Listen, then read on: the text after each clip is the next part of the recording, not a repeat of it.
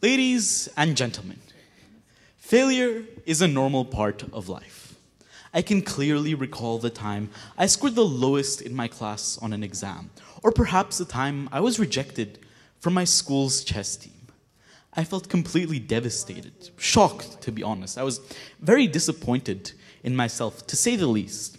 Or perhaps the time I was excluded from the debating squad at my school, South Island. And despite only being in year 7 at the time, I felt as if my life was already over, as if I was going nowhere and doing nothing productive.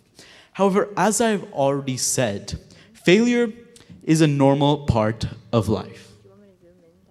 So we all encounter failure. And we as a society typically tend to look down upon failure and those who suffer from failure. Now, I'm sure many of us here today are very familiar with the experience of failure, along with the sorrow that it brings. The reality is that everyone in our world at one point has failed in life. Some of the greatest minds our world has ever witnessed have suffered from constant failure. Now, if you look around you for a second, I'd like to ask you, what in essence brightens up our life? Light itself. And the reality is that the man who came up with electric light and the light bulb has a very inspirational story behind his creation.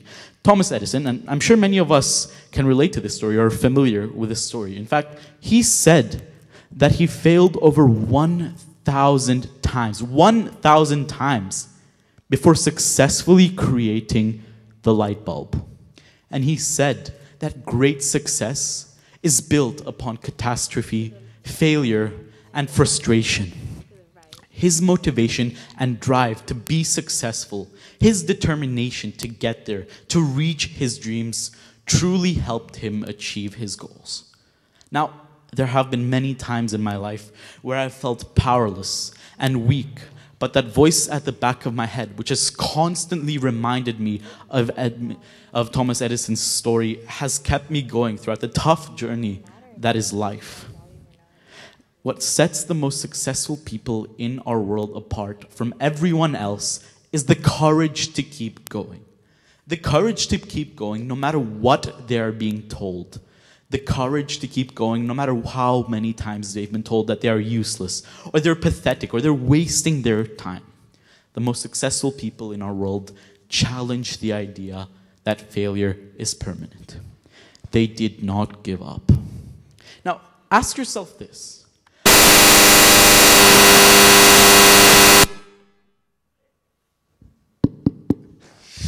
Ask yourself this.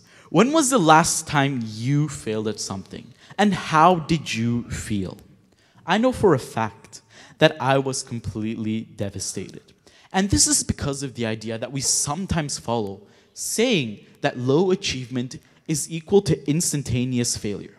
And from the belief and often shame that comes from this idea. The current educational system we are following often has the baseline for success of a student within academic success and general school performance. Now, despite not being from Hong Kong originally, having lived here for 7 years, this has truly stood out to me. I myself have had nights in which I have slept only 8,000, in which I've not slept simply because I've written over 8,000 words at once. Now, while I'm sure this is not much for our expert Brian Wong, who will be speaking later, for me it is quite something. And I've used time in class to do work from other class just because I've simply not had the time. And I'm sure in this auditorium, I'm not alone when it comes to this. The fact of the matter is, the bar in Hong Kong is set so high that students are always being pushed to undertake more work in diverse areas. It seems as if in today's world, a number can say more about the person than the way that person behaves or what that person actually does. And it only takes you doing once badly to often be labeled a failure. And people are afraid of falling into this category. They're afraid of being labeled as underachievers. And suddenly, a massive pressure amounts on them and builds on them to succeed in every aspect of their life. Now, some may see a low grade as a form of motivation to do better next time. But let us be honest. Nobody in our world is made of steel, unless you're Joseph Stalin, but that's a different story. And for all those students who contrast themselves and compare themselves to those who do better, it can have a serious emotional impact on them as people, leading to anxiety and stress, which can often transition into self-harm and depression. Now, we've all heard of countless of tales of student suicides throughout the US, the UK, and in general, the Western world. But the reality is, our own city has a very, very grim history when it comes to student suicides. In fact, surveys have been done showing that over 51% of people in Hong Kong schools show symptoms of depression, 49% of which stemming from academic fears and worries about the future. These are the people in...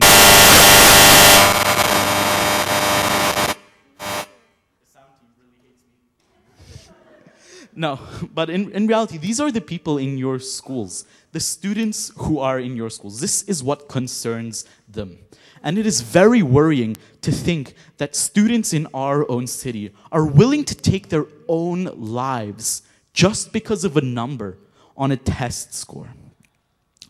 Education, however, needless to say, is the gateway to the world. In Hong Kong's system, and many systems throughout the world indeed, there are exams that judge you, baseline exams that compare you to the rest of society. The current educational system often tends to rank and grade you compared to others, and students tend to focus a lot of their energy on that aspect of school, looking at how they compare with others in the charts, how good they are doing. Tests are often, however, tailored to assess only what can be measured, which is completely not true for the whole entire learning process. Tests are only focused on what can be measured, whereas the learning process is a much bigger ordeal. So much energy is focused on how well you do compared to others that often the learning process is unclear for a student. We should remember the most rudimentary purpose of education: for us to learn enough in order to form a personal interest and in order to develop a career, to get into a good university, and to make it big, to reach out for our aspirations and for our dreams. Now, in order to do this, we must be in an environment which inspires learning and encourages students to learn for themselves and for allowing them to formulate a clear thought of their own learning process. We must enhance students, allowing them to develop their own interests and letting them pursue their own goals, rather than often cramming their time with activities they may not or be interested in.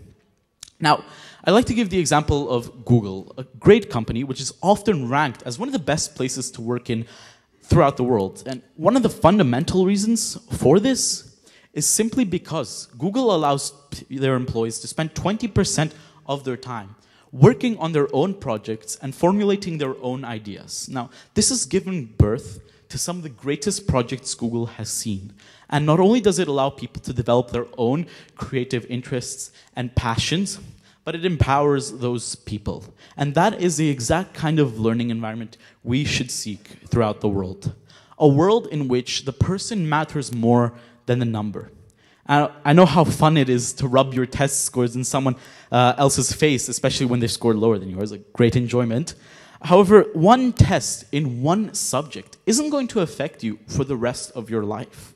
I know from personal experience that it is extremely difficult to overcome the voice at the back of your head telling you failed, telling you that you are useless, and telling you that you've done badly, and that you will do so in the future.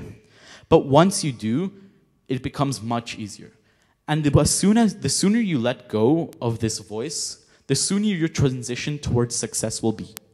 Once you stop punishing yourself for what you've done badly and focus energy on how you can develop, rather than on the negative things you have done, you can be much more successful and your pain can be much shorter.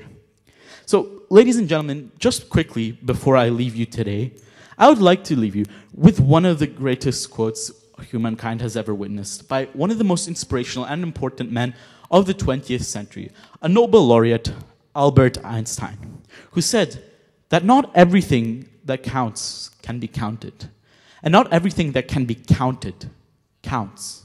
A very powerful statement. So do not let a number decide who you are, and do not let a number represent you.